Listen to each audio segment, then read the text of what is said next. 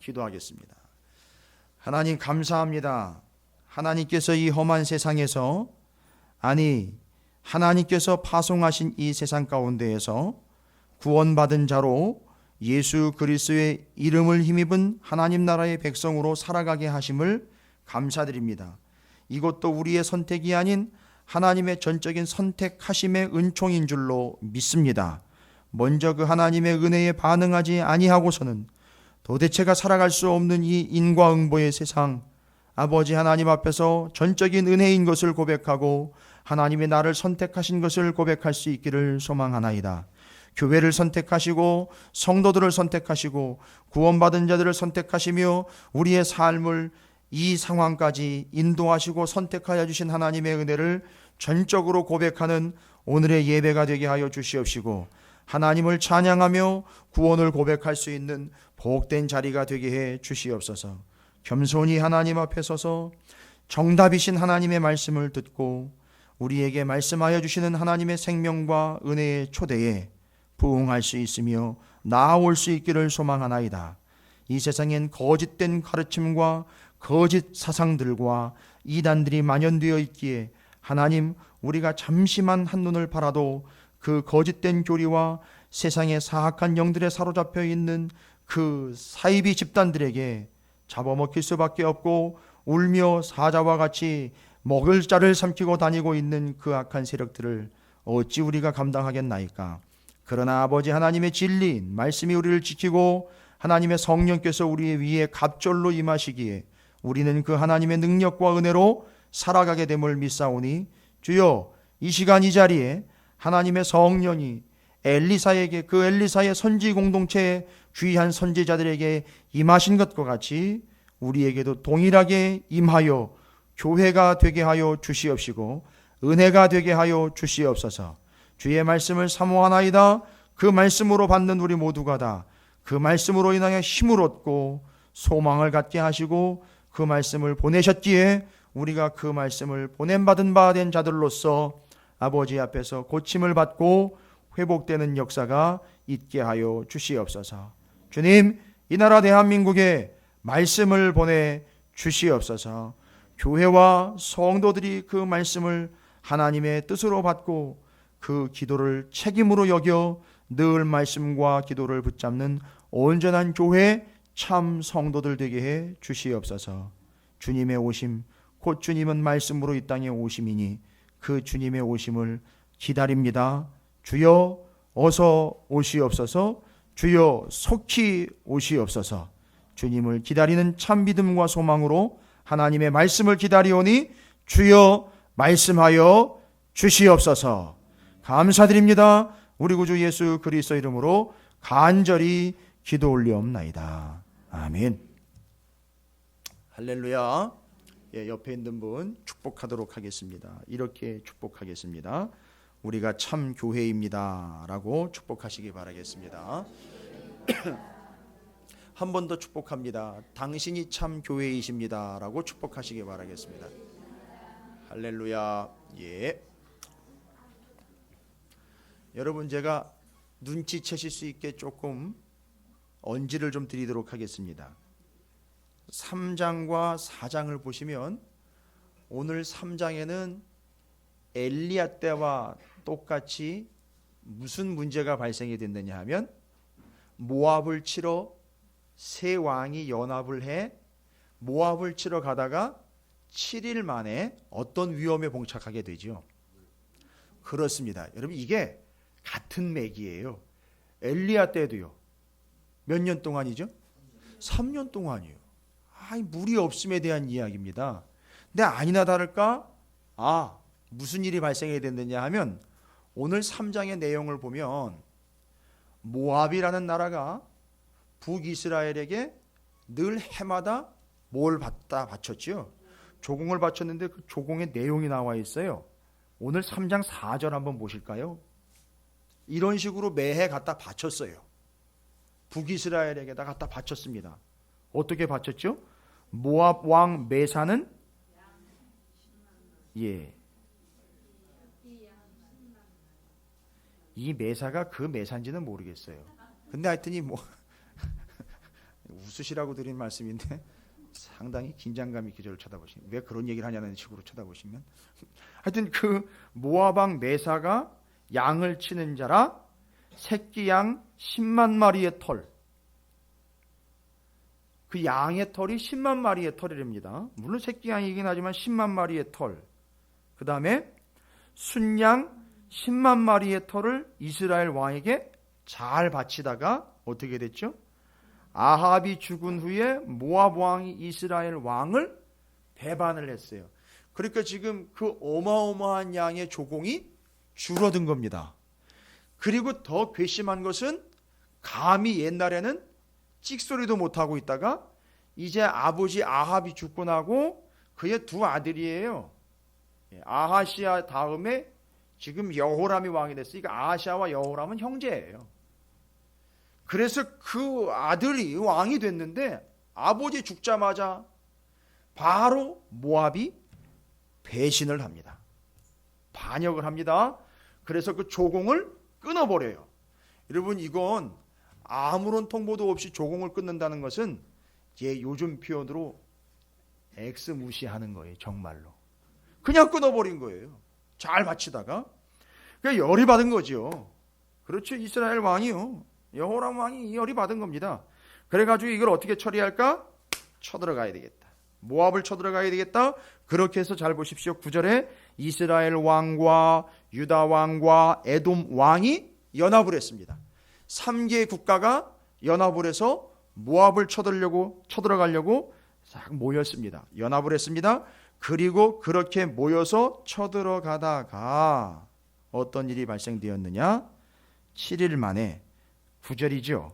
이스라엘 왕과 유다 왕과 에돔 왕이 가더니 길을 둘러간 지 7일에 군사와 따라가는 가축을 먹일 물이 없는지라. 그러면 여러분, 지금은 선지자로 보면 무슨 선지자 시대인지 여러분 이해가 되십니까? 지난주부터도 제가 계속 말씀드렸는데 이게 지금 스승과 제자의 관계로 지금 계속합니다. 제가 계속 여러분이 눈치챌 수 있는 개념으로 지금 이제 말씀을 좀 드리려고 그래요. 그 스승과 제자의 관계로 갑니다. 그렇죠? 그런데 누구와 누구의 관계를 이야기한 거죠? 예, 그렇죠. 예, 감사합니다. 모세와 여호수아 얘기였고 엘리야와 엘리사 얘기예요. 제가 주중에 몇 번 드린 말씀인데, 주중에 수요일 금요일 새벽에도 말씀드린 부분인데 여러분이 이해하시도록 잘 말씀을 좀 드릴게요. 구약 성경이요, 앞에 5권 들으신 분들은 대답을 좀 도와주세요. 앞에 5권 모세오경, 뒤에 5권 66권이잖아요. 맨 앞에 창세기를 기준으로 해서 창세기, 출애굽기, 레위기, 민수기, 신명기 5권, 그 다음에 맨 뒤에는요 요한계시록인데 이게 바로 사도 요한이 기록한 성경, 요한복음, 요한 1, 2, 3서, 요한계시록. 여러분, 이건 틀이 있는 거예요. 이게 성경의 틀이에요. 별로들 안 놀라십니다. 마치 알고 있었던 것 같이. 이거는 말하자면 그 앞부분에 모세오경의 모세의 하나님의 뜻이 담긴 걸 누가 다 이해를 했다라는 개념으로 좀 받아들이죠. 다는 아니지만 그렇죠. 사도 요한이 그걸 이해를 한 거예요. 근데 사도 요한은요, 예수님의 제자란 말이에요. 그렇죠? 그물 깊던 자요. 사도 요한은 에베소 교회의 담임 목사였습니다. 그리고 예수님이 십자가 위에서 달려 돌아가실 때 보소서 아들이니이다, 봐라 네 어머니다 해가지고 요한에게 누구를 맡겼죠? 어머니 마리아를 맡겼습니다. 그래서 에베소 교회에서 어머니 마리아, 예수님의 어머니 마리아를 장례를 치렀습니다. 그때까지 모시고 있었던 거예요. 이게 바로 사도 요한입니다. 이 사도 요한은요, 특징이 뭐냐 하면 끝까지 완수해낸다는 게 이 사람의 특징이에요. 끝까지 완성해낸다는 거예요. 그래서 이 사람의 역할이 뭐냐 하면 모세오경을 통해서 제시된 하나님의 뜻이 성경의 마지막 신약의 5권을 통해서 완성을 해내는 개념으로 정리를 끝내버립니다. 이게 그 성경의 드라마틱하고 다이나믹한 구조예요. 그러니까 우리가 성경을 아네, 뭐 공부를 좀 했네 하면서 이제는 내가 어느 정도 아는 것 같은데 절대 다 모릅니다. 아직도 멀었습니다. 그걸 계속 지금 알아가고 있는 중인데, 그러면 오늘 열왕기하 3장은 무엇을 이야기하려고 하는지 여기에 지금 복음이 담겨 있어요. 요즘에 욥기 연구하느라고 여러분이 머리가 막 빠지실 지경 같은데 그 욥기에 십자가가 있고 예수가 있고 복음이 있었습니다. 그렇지요. 오늘 이 열왕기하 3장에 맞아요. 십자가가 있고 예수가 있고 복음이 있어요. 아주 기가 막힌 거예요. 너무너무 놀랍습니다. 근데 지금 제일 첫 번째로 제가 말씀을 드리는 게 뭐냐 하면 엘리야에 이은 제자 엘리사가 바통을 이어받았습니다. 그렇죠? 그러니까 지금 제자로 이끌어져 가고 있죠. 그런데 이 엘리사는 또 어디의 수장이냐 하면 선지 생도들의 수장입니다. 무슨 얘기예요? 저 길갈, 베델, 여리고에 다 뭐가 있었죠? 신학교가 있었어요. 근데 지금 명목상 그걸 따라다니는 제자의 무리로 봐서 신학교라는 표현을 썼지만 이 공동체는 단순히 성경이나 말씀을 공부하는, 예언을 공부하는 그런 학습 공동체가 아니라 신앙 공동체입니다. 이 공동체는. 그래서 그 교회가 생긴 거예요. 그 무리가 생긴 겁니다. 그 제자들이 계속해서 생긴 거예요. 그리고 이 공동체의 특징이 뭐냐면, 제일 큰 특징은 지난주에 열왕기하 2장을 보니까 가장 중요한 특징이 있잖아요. 엘리야가 승천을 하고 엘리사에게, 맞습니다, 엘리사에게 외투가 떨어졌다 이렇게 이야기하면 너무 아쉬워요. 엘리야의 외투가 엘리사에게 떨어졌다 이걸로 끝나면 안 되고, 올라가고, 구조를 잘 들어보세요. 올라가고, 스승이 올라가고 성령이 갑절로 내린. 그래서 지난주 설교 제목 기억나세요? 너희에게 성령이 갑절로 임하시면, 사도행전에 나와 있는 거예요.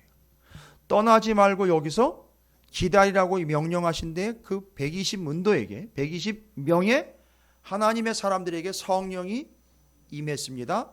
자, 보시면은요, 이 공동체의 특징이 뭡니까? 스승 올라가시고, 바로 그 공동체의 대표이지만, 아니요, 다른 제자들도 마찬가지예요.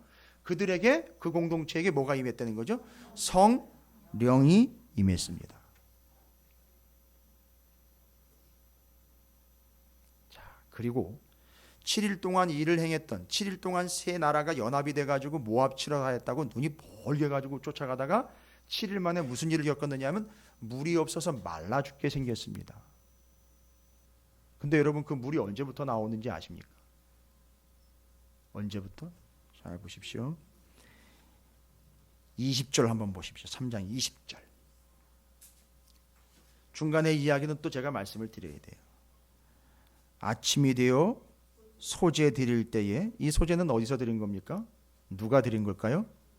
엘리사와 그 믿음의 공동체가 예배를 드릴 때에 그 시점을 기준으로 어떻게 됐죠?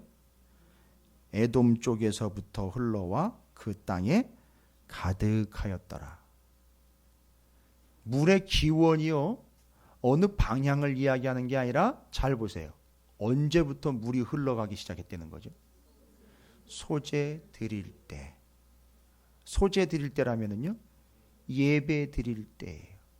그 공동체가 예배를 드리는 순간 바로 의미상으로 보면 물은 원래 어디서부터 흘러나가게 되는 개념이 되느냐 하면 바로 그때 거기서 예배를 드릴 때 흘러나가게 되는 겁니다.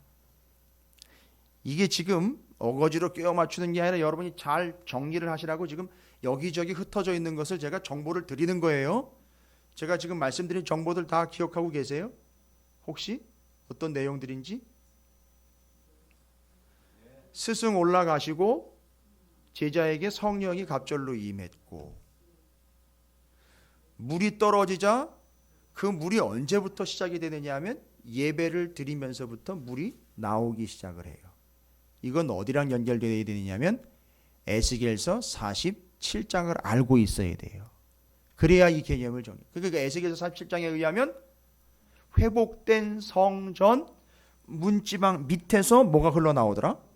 물이 생수가 흘러나오더라. 상당히 중요한 겁니다. 그리고 여러분 더 한번 보십시오. 여기 나와 있는 표현 중에 엘리사한테 이 이스라엘 왕, 유다 왕, 에돔 왕이 쫓아와 가지고선 예언을 부탁하지요. 물어보지요. 이게 물이 어떻게 되겠느냐, 나오겠느냐 안 나오겠느냐, 언제 나오겠느냐, 이걸 물어보지요. 그런데 13절 보십시오. 엘리사가 이스라엘 왕에게 이르되 내가 당신과 무슨 상관이 있습니까? 여러분, 이건 억지가 아니에요. 무슨 상관이 있습니까? 이건 누구의 전매 특허입니까?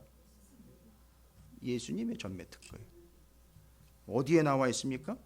요한복음 2장 1절부터 10절까지를 보면 예수님의 어머니 마리아가 예수님이 공생애를 시작하기 직전에 가나의 혼인잔치에서 뭐가 떨어져 버렸죠? 똑 떨어져 버렸습니다. 지금 다 떨어진 상황인 거예요. 물도 떨어져, 포도주도 떨어져, 지금 다 죽게 생겼고 망치게 생긴 상황입니다. 그때 어머니 마리아가 예수 그리스도께 뭐라고 얘기합니까? 이게 다 떨어졌네요 라고 이야기하니까 거기다 대답을 예수님이 뭐라고 얘기합니까? 나와 무슨 상관이냐 이거죠. 어떻게 할 때야 상관이 있다는 것을 그 뒤에 이야기로 추정컨대 어떻게 할 때에 상관이 있다? 그렇죠. 요한복음 2장대로 보면 그래서 눈치를 챘어요, 어머니 마리아가. 그러니까 뭐라고 얘기를 해요? 너가 지금 이야기한 것처럼 예수님과 상관이 있으려면 이걸 상당히 기분 나쁘게 받는 분들이 있어요. 시키는 대로 해라. 싫어요, 나는 내 기분대로 할래요. 이게 습성이 되어 있는 우리는 시키는 대로 한다라는 말을 받아들이려고 하질 않아요.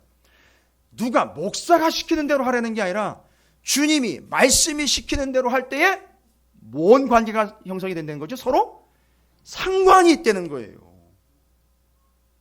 여러분이 지금 옆에 앉아 계신 분들과 뭔가 상관이 있다는 얘기는 그분이 뭔 얘기를 하면 여러분이 들어주신다는 게 그게 상관이 있는 거예요. 그러면 제일 정말 듣기 싫은 얘기가 뭐예요? 진짜 여러 소리가 있겠죠. 이것밖에 못 보러 와? 뭐 이런 개념도 제일 듣기 싫을 수 있고.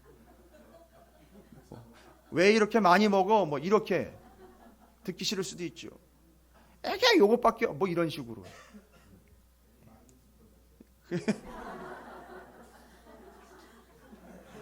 그 제가 기도하는 분들에게 부탁을 드릴게요. 교회는 작고 적은 게 없어요. 옛날에 아시죠? 어르신들이. 아니 주의 종이면 주의 종이지 어린 종은 또 뭐예요?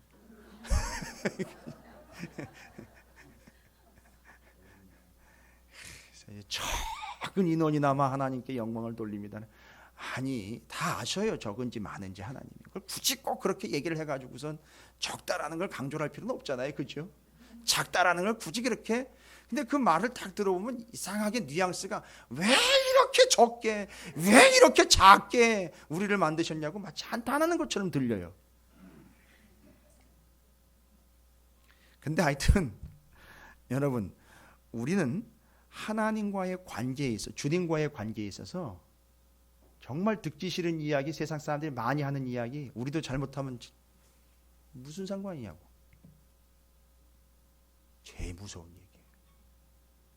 여러분이 말씀이 다 끝나고 은혜를 받으셨는지 안 받으셨는지 모르겠지만 끝나고 가면서 목사님이 무슨 상관이냐고 생각해 보세요. 오, 이건 무서운 얘기입니다. 아니 당신이 무슨 상관이냐. 무서운 얘기 아닙니까? 그런데 주님이요 직접 얘기를 하셨어요. 나랑 무슨 상관이냐. 오, 매서운 얘기입니다. 나랑 무슨 상관이 있냐. 그러니까 어머니 마리아가 탁 눈치를 챈 거예요. 아무 소리도 하지 말고 시키시면 시키는 대로 해라. 상관이 있어졌죠? 뭐예요? 어떻게 돼버렸죠? 물이 포도주로 변합니다. 우리는 물이 포도주로 변하는 것만 기가 막혀요. 예수님은 포도주를 또한 물로도 바꿀 수 있는 분이에요. 할렐루야. 이게 상관이 있어지는 거라고요. 그래서 하나님과 상관이 있으려면요, 주님과 상관이 있으려면 그분이요, 시키는 대로 가는 게 상관이 있는 거예요. 할렐루야. 옆에 있는 분 쭉, 이건 정말 축복해 주세요. 당신은 주님과 상관이 있습니다 라고 축복하시기 바라겠습니다.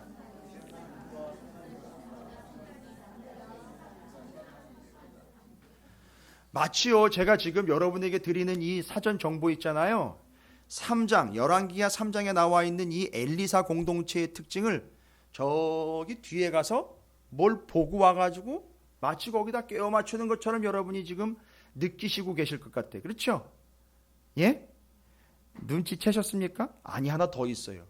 그리고 이제 이스라엘 왕과 유다 왕과 에돔 왕이 와가지고 모압을 치러 가다가 물이 똑 떨어졌습니다. 이건 물이 없으니까 다 말라 죽게 생겼고 이젠 싸우기도 전에 다 망하게 생긴 거죠. 그때 물어보러 갑니다. 엘리사 선지자에게 물어보러 갑니다. 이게 어떻게 되고 이거 어떻게 해결할지 물어보러 갑니다. 물어보러 갔는데 엘리사 선지자가 척하니 한다는 얘기가 나와 무슨 상관이요? 알고 봤더니만요, 아시잖아요. 이 역사를 쭉 아시잖아요. 이스라엘의 역사, 지금까지 어떤 삶을 살았다는 거죠? 요 말 그대로 하면은요, 상관없이 살아왔는데 이제 와가지고 무슨 상관이냐, 이 얘기하는 거 아닙니까? 기가 막힌 거예요. 엘리사도 수준이 대단한 분이에요. 이분도 그 스승의 그 제자예요. 여러분, 제가 기대하는 게 바로 그거예요. 이 스승의 그 제자들 되시기를 주님의 이름으로 축복합니다. 말씀을 이야기하는 거예요. 여러분 수준을 이야기하는 겁니다. 그렇게 될 줄로 믿습니다. 그런데 엘리사가 중요한 얘기를 해요. 셋이 같이 갔어요. 연합군이죠. 이스라엘 왕, 유다 왕, 에돔 왕이 셋이 같이 갔어요. 13절을 한번 읽어볼까요? 엘리사가 이스라엘 왕에게 이르되 내가 당신과 무슨 상관 있나이까? 당신의 부친의 선지자들과 당신의 모친의 선지자들에게로 가소서 하니 이스라엘 왕이 그에게 이르되 그렇지 아니하니이다. 여호와께서 이 세 왕을 불러 모아 모압의 손에 넘기려 하시나이다 하니라. 죽겠으니까 찾아온 거예요. 그렇죠? 망하겠으니까 찾아온 겁니다. 그런데 14절에 엘리사가 이르되 내가 섬기는 만군의 여호와께서 살아계심을 두고 맹세하노니 내가 만일 유다 왕 여호사밧의 얼굴을 봄이 아니면, 지금 세 왕이 왔는데 군대를 이끌고 왔는데 뭐라고 얘기를 해요? 여기 있는 이 여호사밧이 아니면 당신들 앞에서 나는 아무 일도 하지 않고 여러분이 부탁하는 것도 들어주지도 않겠는데, 그런데 내가 들을 의향이 있다는 거죠. 예언할 의향이 있다는 거죠. 뭐 때문에요? 여호사밧 때문에. 그의 얼굴을 봐서라도 나는 들어주겠다는 거예요. 이건 기가 막힌 얘기입니다. 다시 한번요. 누구 얼굴을 봐서요? 여호사밧 때문에 내가 들어주겠다는 거예요. 와, 졸지에 여호사밧이 스타가 돼버렸습니다. 근데 여기 여호사밧의 얼굴을 봄이 아니면 이라는, 여기 여호사밧의 얼굴을 본다라는 말이요, 히브리어로 무슨 뜻이냐 하면 나사라는 겁니다. 나사. 아주 자주 들어보셨죠? 나사는 뭐지요? 들어 올리는 거예요. 와, 그러니까 누구를 들어 올린 거지요? 여호사밧을 들어 올린 거예요. 그래서 그를 들어 올렸다라는 얘기는 얘 봐, 이것 봐, 내가 얘 때문에 들어줄 거야, 얘 때문에 구원해 줄 거야, 얘 때문에 너희도 역시 어떻게 해주겠다? 들어 올려줄 거야. 지금 구조 정확하게 제가 요목조목 나와 있는 내용들을 다 말씀을 드리고 있는 거예요. 여러분, 이 구조가 다 이해가 되셨어요? 제자와 스승 그 공동체에 갑절로 임하는 성령, 그 다음에 누구 때문에, 뭐 때문에, 다른 이유가 아니에요. 바로 너 때문에 그를 들어 올려서 만천하에 어떻게 했죠? 올려 보냈어요. 그게 엘리야를 통해서 또 보여줬고요. 예수님도 올라가십니다. 그것 때문에 내가 들어줄 거야. 여기 여호사밧 때문에 내가 들어주고 이루어주고 성취가 될 거야, 구원할 거야 라는 걸 이미 얘기를 합니다. 여러분, 눈치채셨습니까? 이 구조요. 이 엘리사 공동체의 특징이 뭔지 제가 지금 구석구석 배어 있는 그 내용들을 3장을 통해서 말씀을 드렸어요. 여기서 관건은요, 모압과 싸우는 이야기가 아니에요. 그러면 제가 아예 쐐기를 박아 드릴게요. 그 결과 엘리사가 여호사밧을 봐서 응답했어요. 그래가지고 응답해서 아침 소제 드릴 때에, 일반적으로 예배 드릴 때를 이야기하는 거예요. 늘 예배 드렸던 타이밍을 얘기하는 거예요. 그때를 기점으로 해서 어떻게 됐어요? 물이 흘러왔습니다. 그런데 그걸 누가 봤느냐 하면 모압의 왕이 봤어요. 모압의 왕이 봤어요. 그 뒤에 있는 얘기입니다. 뒤에요. 22절부터 아침에 모압 사람이 일찍 일어나서 해가 물에 비침으로 맞은편 물이 붉고 피와 같음을 보고, 이건 그냥 나온 얘기가 아니에요. 멍청한 모압 왕을, 그 멍청함을 이야기하려고 하는 게 아니라 여기 깊은 의미가 담겨 있어요. 아니 그걸 왜, 눈도 다치지도 않았는데 왜 그걸 엉뚱하게 보느냐 말이에요. 저 뒤에 우리 정치한 집사님 눈을 다쳐가지고 일을 하다가 다쳤어요. 기도 많이 해주세요. 감사하게도 시력에는 지장이 없어서 감사한데 하나님이 지키셨어요. 감사합니다.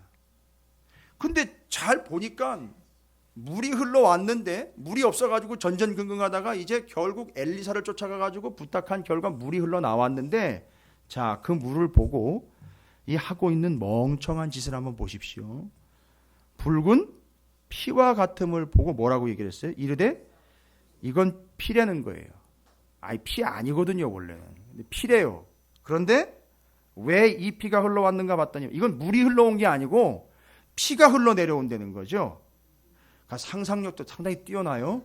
근데 왜 이게 여기가 이 골짜기 여기 물이 핏물이 된다냐 하면 저 위에서 그 세 연합군 있잖아요. 이스라엘과 남유다와 에돔이 그 안에서 뭐가 생겼다는 거죠? 싸움질이 나서 서로 죽였기 때문에 그게 피가 돼가지고 골짜기로 흘러내려오고 있다라는 걸 생각을 해낸 거예요, 이 사람이.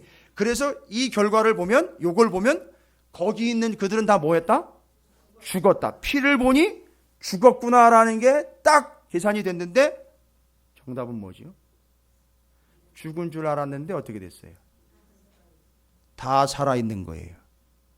결국 본인들이 진 거예요. 들어보세요. 피 흘리고 죽으면 지네가 이긴 줄 알았는데 죽지 않고 살아있더라는 거예요. 뭔 구조입니까?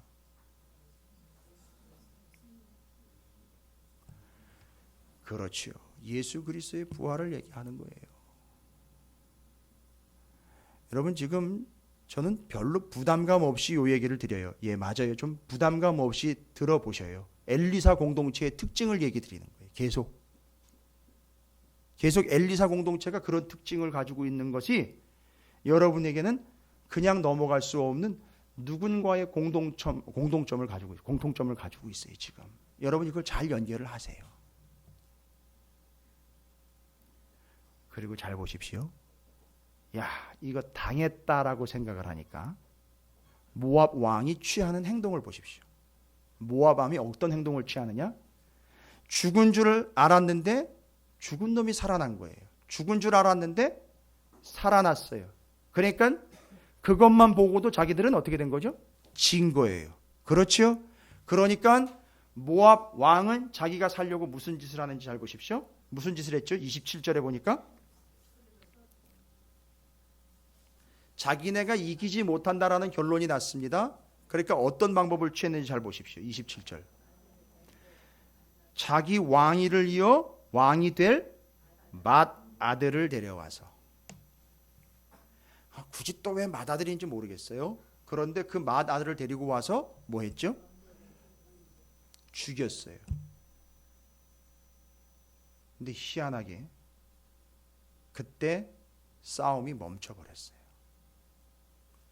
그리고 이스라엘 진영 가운데 크게 경노함이 임했다라는 말이 기록이 되어 있는데 무슨 얘기냐면, 어우 징글징글한 인간들, 어우 저 사기꾼들, 이러면서 전쟁이 흩어져 버렸습니다. 결론이 나지 않았어요. 어떻게 보면 이스라엘 연합군이 성과를 내지 못한 결과가 되어버렸어요. 그러면 여러분, 모압 왕이 물론 이방 신에게 우상 숭배하기 위해 자식을 잡아들이는 풍속이 그때는 있었지만, 여러분, 이건 단순한 개념이 아니에요. 왜 핏물을 보고 갑자기 이런 행동을 했느냐, 이거예요. 모압 왕은 그 부활의 사건 때문에, 다시 살아난 그들 때문에 죽을 지경이 되니까 자기가 뭐를 하느냐 하면 흉내를 내는 거예요. 무슨 흉내요? 예수를 잡아 죽여 구원을 얻는 것을 믿지도 않으면서 엉뚱한 방향으로 흉내를 내는 겁니다. 여러분, 너무 부담감 없이 들으시라 그러니까 조실 준비를 하시는 것 같은데 절대 그러시면 안 됩니다. 지금 열왕기하 3장은 무지막지한 내용이 다 들어가 있어요. 속속 배어 들어 있습니다. 그러면 이 엘리사 공동체의 특징은, 제가 엘리사 공동체의 특징을 얘기 드렸지만 가만히 다 들어보시니 그 특징은요, 뭐의 특징인 거죠? 다시 한번 설명드릴까요? 스승 올라가고 제자 남아 그들에게 성령이 갑절로 임했습니다. 예수의 이름이 아니면 구원을 받을 수가 없어요. 세상은 그걸 조롱하다가 졌어요. 그런데 이제는 그걸 흉내내면서 자기의 장자를 잡아 죽임으로 자기들도 무언가 문제를 좀 해결해 보려고 하지만 답은 없어요. 그렇죠? 나와 무슨 상관이니까 예수의 말을 엘리사가 직접 인용을 합니다. 여러분 어떻습니까? 이 엘리사 공동체의 특징을 가만히 들어보니까 결국은 이게 무슨 특징이더라? 예? 교회의 특징이에요. 사도행전에 여러분, 이스라엘 백성들의 광야 40년을 어떤 공동체로 특징을 지었는지 아십니까? 광야 교회라고 얘기를 했어요. 지금 이 열왕기하 3장은 그 광야 교회 한참 뒤의 얘기예요. 그럼에도 불구하고 엘리야의 대를 이어 그 선지 생도들의 우두머리이지만 제자로서 엘리사 공동체를 이끌고 가고 있는 이 엘리사, 그와 함께 하고 있는 이 엘리사 공동체는 지금 무엇을 예표하고 있는 거죠? 교회를 예표하고 있는 거예요. 그래서 여기 예수가 있고 여기 십자가가 있고 여기 복음이 있는 거예요. 예수의 이름 외에는 그게 담겨 있는 거죠. 예수의 보혈, 죽음, 부활이 다 담겨 있는 거예요, 여러분. 그러니까 그 엘리사 공동체는 구약의 선지 생도의 공동체가 아니라 정확하게 이야기하려면 신약의 교회 공동체를 예표해주고 있는 겁니다. 자, 제가 오늘 이야기 드리려고 하는 것은 이 공동체가 이런 공동체라는 걸 설명드리려고 하는 게 아니고요. 이 공동체의 본질을 얘기를 드리려고 하는 거예요. 이제 이야기할 건 지금부터 본질이에요. 이 공동체의 본질이요. 특징하고 본질은 다릅니다. 특징은 드러나는 현상이고요. 잘 들어보세요. 특징은 드러나는 현상이에요. 본질은 뭔지 아세요? 여러분, 본질을 뭐라고 정의를 내려볼까요? 저는 사전적인 거 관심이 있지만 성경을 가지고 이야기할 때 사전적인 게 좀 한계가 있더라고요. 특징은 이런 특징들 여러분 잘 정리하셨지요? 그래서 열왕기하 3장은 신약에 무엇을 예표하고 있다? 교회를 예표하고 있어요. 그래서 이 열왕기하 3장을 읽으면 누가 보이죠? 예수가 보이고 교회가 보이고 구원이 보이고 부활이 보이는 거예요. 복음이 보이는 겁니다. 이게 특징이에요. 그 본질은 뭘까요? 본질의 의미는 뭘까요? 본질. 특징은 드러나는 거고요. 본질은 들어보세요. 본질은 그걸 유지시켜주는 거예요. 지켜주는 거예요. 그러니까 특징만 가지고는 살아갈 수가 없어요. 목사님 많이 철학적 되셨네요. 아니요. 이게 지금 말씀에서 지금 분명하게 정리가 되는 내용들이 요소들이에요. 여러분, 특징만 가지고는 살아갈 수가 없습니다. 뭐가 있어야 되죠? 본질이 있어야 돼요. 본질이 있어야 된다고요. 근데 지금 열왕기하 3장은 뭐가 드러난다냐 하면 교회의 특징이에요. 그렇죠. 예표입니다. 그러면 지금 제일 중요한 건 뭐냐면 이 공동체가 교회요. 교회가 곧 공동체인 엘리사 공동체와 지금 같은 개념으로 정리가 됐는데 살아남으려면요. 교회가 교회로서 유지되려면요. 뭐가 있어야 되는 거죠? 본질이 있어야 되는 거예요. 그러면 교회의 본질이 뭐냐? 제가 여러분에게 약속드릴게요. 오늘은 지난주보단 어쨌든 일찍 끝날 거예요. 의외입니까? 두 가지만 딱 정리를 하셔야 돼요. 열왕기하 3장은 이걸 얘기를 하려고 하는 거예요. 딱 두 가지입니다. 교회의 본질이라고요. 여러분 왜 교회의 본질을 제가 여러분에게 강조하신 줄 아십니까?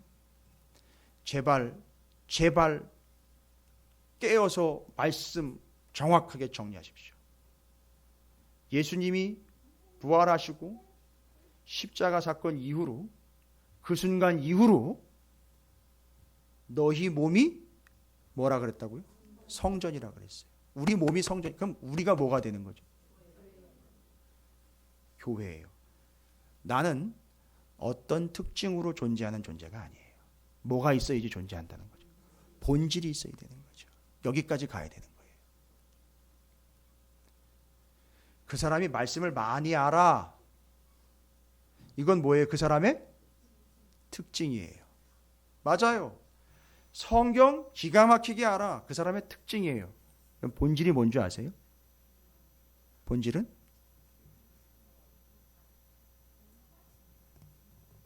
말씀대로 살더라는 거예요. 그게 본질이에요. 이런 차이를 좀 이해하십니까? 그러면 엘리사 공동체는 신약의 교회를 예표하고 있습니다. 특징 열거해 드렸어요. 뭐 빼도 박도 못하게 이것은 교회를 예표하고 있다 그랬습니다. 그러나 특징 가지고 뜯어먹고 사는 게 아니에요. 우리 교회가 뭐 이렇고 저렇고 죄송합니다만 다 아는 사실이니까 예산이 얼마고 인원이 얼마고 이건 다 뭐예요? 특징이에요.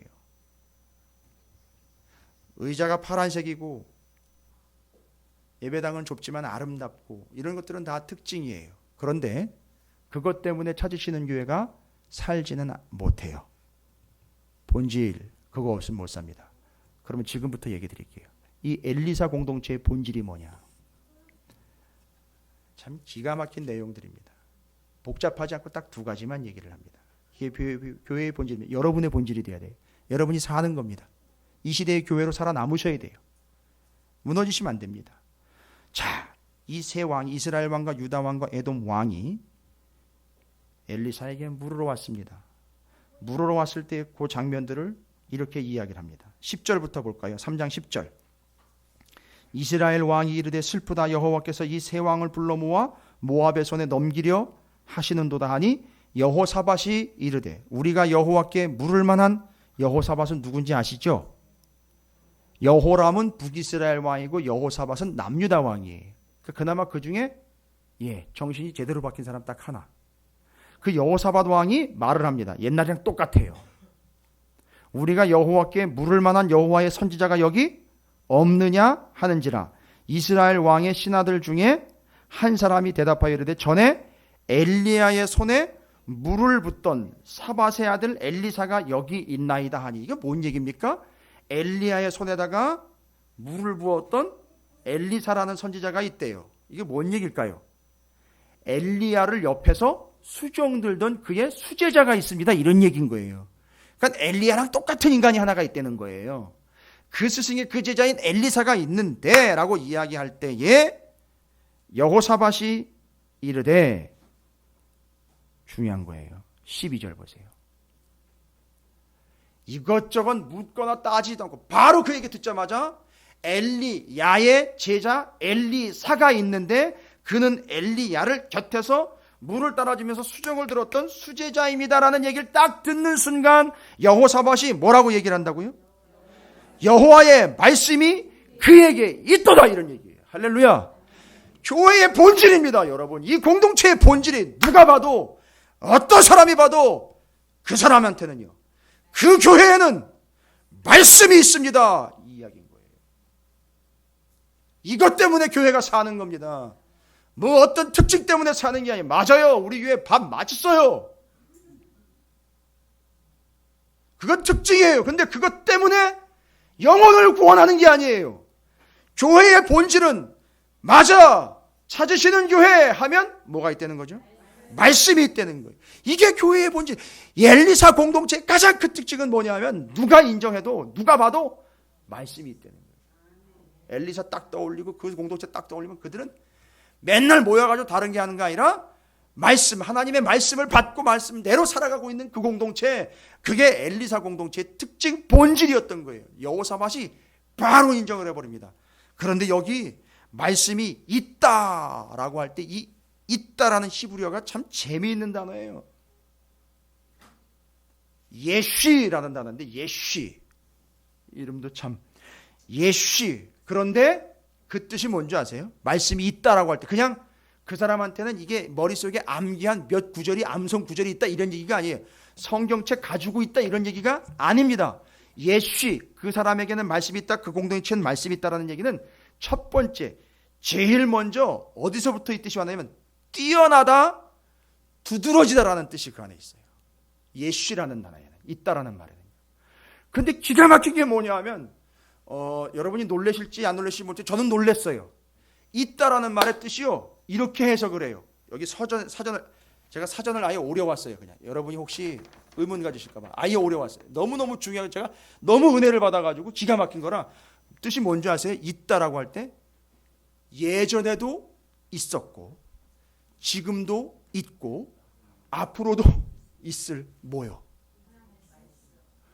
근데 희한해요. 예전에도 있고 지금도 있고 앞으로도 있을 거예요. 여러분 요한계시록에 보면 전에가 아니라 요한계시록에 이제 순서가 좀 바뀌었죠. 이제도 계시고 전에도 계시고 앞으로도 계실지. 그거 누구 얘기한 거예요? 그러니까 지금 그들에게 말씀이 있다는 얘기는요, 있다라는 표현만 봐도 예전에도 있었고 지금도 있고 앞으로도 있을, 누구를 또 예표하는 거죠? 아니 이건 빼도 박도 못하는 거예요. 그 표현 자체가 그래요. 있다라는 표현이 그거예요. 예전에도 있었고, 아니 그거는 그냥 있었다라는 얘기를 들을 때 확실히 있었고 지금은 당연히 있고 기대하건대 앞으로도 계속 있을 거라는 거예요. 여러분, 제가 여러분을 주님의 이름으로 축복합니다. 여러분에게 말씀이 있게 되기를 주님의 이름으로 축복합니다. 그러니까 진짜 교회는 본질이 이거예요. 이것 때문에 유지가 됩니다. 이것 때문에 살아있는 거예요. 거기에 말씀이 있더라. 그러니까 여러분께서 좀 들어주셔야 되는 말씀이 있어요. 세상 가운데에서 여러분이 들어주셔야 될 말씀. 그 교회는 부자더라, 그 교회에는 인원이 많더라가 아니라 그 교회의 성도들은 하나님의 말씀이 있더라. 이걸 들으셔야 돼요. 그게 사는 겁니다. 그게 본질이에요, 여러분. 근데 안타깝죠. 안타깝죠. 돈은 많은데 말씀은 없는 데가 수두룩하고요. 은사는 많은데 또 말씀이 없는 데도 있더라고요, 보니까. 아, 심각하죠. 인원은 많은데 말씀이 없어 공허해요. 정막감산이에요. 여러분, 그 교회에 말씀이 있는지 없는지를 어떻게 확인할까요? 예, 제일 좋은 방법은 애들 붙잡고 물어보면 끝나는 거예요. 애들 붙잡고 물어보면 얘기는 다 끝나는 겁니다. 말씀이 있는지 없는지는 애들 붙잡고 물어보면 끝나는 거예요. 여러분, 그 가정 어떻게 보면 되죠? 애 보면 되는 거예요. 애 보면 을은 딱 보이는 겁니다. 여러분, 우리 교회 제가 바라는 바, 교회의 본질 첫 번째 뭐가 있다? 말씀이 있다. 제가 여러분을 축복합니다. 여러분에게 말씀이 있을 줄로 믿습니다. 찾으시는 교회에 말씀이 있는 교회일 줄로 믿습니다. 여호사밧이 정확하게 얘기했습니다. 여호사밧이 이르되 여호와의 말씀이 그에게 있도다. 와, 그러니까 엘리사는, 이 공동체는 정확하게 판단이 난 겁니다. 본질이 뭐가 있더라? 말씀이 있더라. 그 다음에 이 교회 공동체요. 이 엘리사 공동체요. 예표하고 있는 공동체. 구원받은 자들의 모임. 그 공동체의 두 번째 특징이 뭘까요? 하하. 지금 이 세 사람은요, 뭐 때문에 고민 가지고 왔죠? 물 때문에 고민 가지고 왔죠? 근데 그 물이 언제부터 생기기 시작했는지를 보십시오. 20절입니다. 20절이에요. 아침이 되어 소재 드릴 때의 물이 에돔 쪽에서부터 흘러와 그 땅에 가득하였더라. 여러분, 물이 가득하게 되는 시점이요. 그 사인이 뭐였죠? 어느 타임이죠? 소재요. 여기 아침이 되어 소재 드릴 때라는 얘기는요, 늘 예배하는 그 타임을 얘기하는 거예요. 이게 지금 바로 뭘 얘기하고 있느냐 하면 바로 예배가 시작되면서 문제가 해결되더라는 거예요. 여러분, 제가 정확하게 말씀드릴게요. 예배 가볍게 여기지 마십시오. 제가 여러분에게 잔소리처럼 이야기를 드려도 말씀, 예배 가볍게 여기지 마세요. 오늘 이 두 가지 본질 때문에 여러분이 살게 될 줄로 믿습니다. 오늘 오전에 전한 말씀인데요. 오늘 오전에 오시지 않은 분들을 위해 설명을 제가 하나 드립니다. 레위 지파에 가문이 세 개의 가문이 있죠. 자손으로 세 자손이 있죠. 기억하십니까? 이미 민수기 때 제가 말씀드린 건데.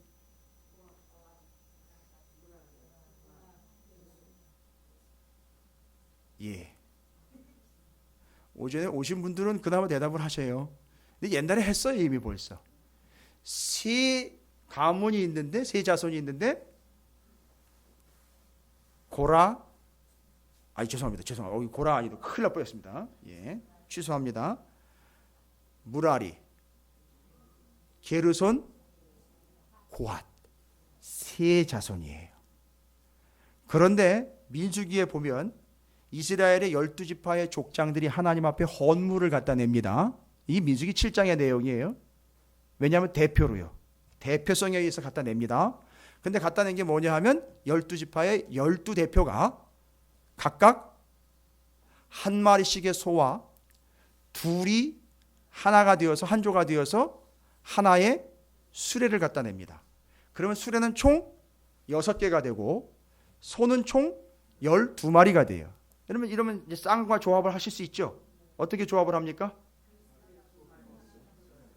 수레 하나에 소가 2마리, 그래서 총체적으로 수레는 6대가 만들어져요.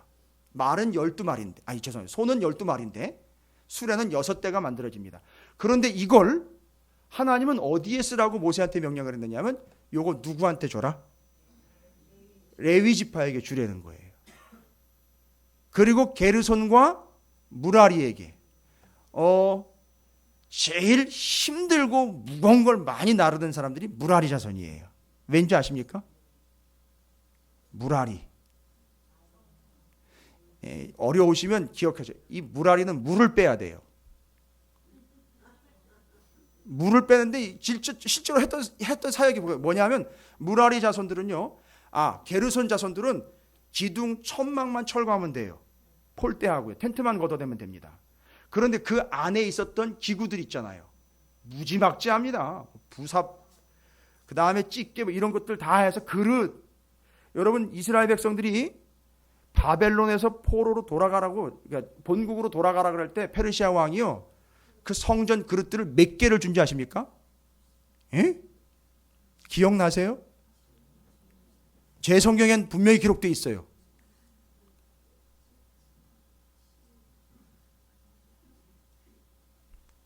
맨날 성경만 보는 목사님하고 가끔은 다른 것도 봐야 되는데 그런 걸 물어보시면 어떡해요? 5,400개 기억납니까? 성전 기명 5,400개를 싸가지고 같이 보냈어요. 그게 그릇이라는 얘기거든요. 어마어마한 그 그릇 다 누가 날라야 되는 거예요? 무라리 자손이 나눠야 되는 거예요. 그럼 날르면은요, 그것만 날를까요? 성소 안에 등잔, 떡상, 분향단 날라야죠. 성전 바깥으로 나오면, 성소 바깥으로 나오면요, 제단 해체해가지고 실어야죠. 그 다음에 정말로 무거운 거 하나 있어요.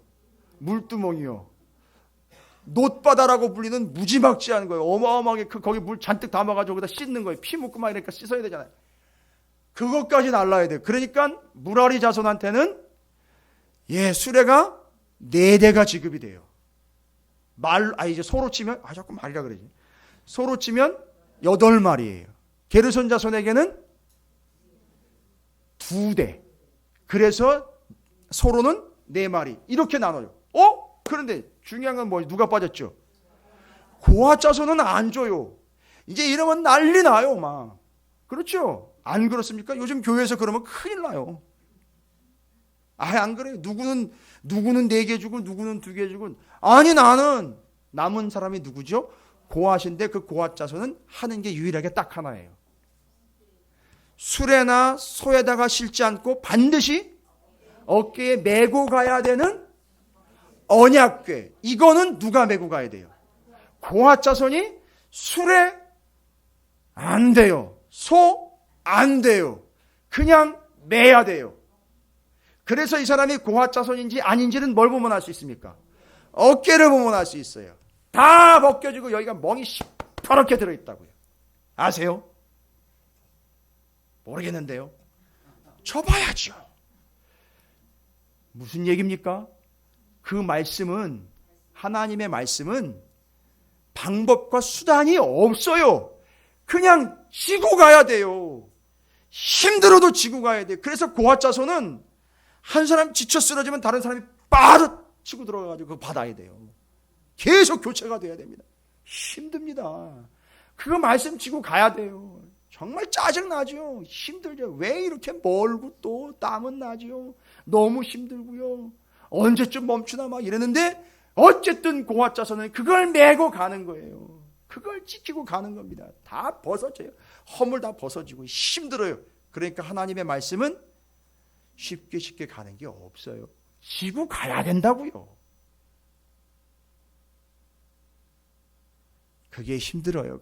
그래서 고핫 자손인 거예요. 그래서 왕 같은 제사장인 거예요. 그리고 그 말씀이 어디에 있다? 교회에 있어야 되는 거예요. 여러분에게 있어야 돼요. 그걸 지고 가시는 겁니다. 그게 우리의 사명인 거예요. 그게 첫 번째 본질인 말씀이었어요. 그런데 지금 여기서 이야기하고 있는 이 내용은 뭐냐 하면 그 응답이 언제 왔느냐? 그 문제 해결이 언제 왔느냐? 여호사밧을 보고 그 얼굴 덕분에 이제 응답이 오는데 언제, 타이밍이 언제냐? 예배예요. 그 예배가 드려질 때에 그거를 하나님은 뭘로 하시냐면 사인으로 아는 거예요.